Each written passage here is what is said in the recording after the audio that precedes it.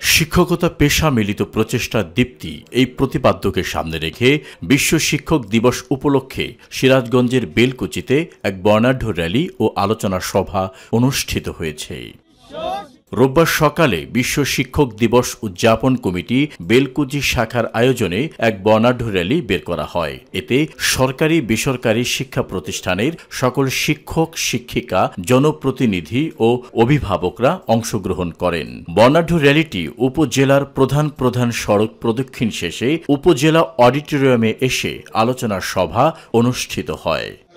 এ সময় উপজেলা মাধ্যমিক শিক্ষা অফিসার এস.এম. গোলাম রেজার সভাপতিত্বে প্রধান অতিথি হিসাবে উপস্থিত ছিলেন বেলকুচি সরকারি কলেজের অধ্যক্ষ মোহাম্মদ মোস্তাফিজুর রহমান। বিশেষ অতিথি হিসাবে উপস্থিত ছিলেন রফিকুল ইসলাম, এস.এম. শহীদুল রেজা, আলহাজ মোহাম্মদ মেহেদি মাসুদ, মোহাম্মদ শাহিন বাদশাহ, ইঞ্জিনিয়ার মোহাম্মদ কবির হোসেন। এ সময় আরও বক্তব্য রাখেন শ্যামগাতি সরকারি প্রাথমিক বিদ্যালয়ের প্রধান শিক্ষক মোহাম্মদ আব্দুল হালিম, ধুকুরিয়া বেড়া দক্ষিণ সরকারি প্রাথমিক বিদ্যালয়ের সহকারী শিক্ষক ইফতেখার মোহাম্মদ আহসানুল্লাহ সহ আরও অনেকেই।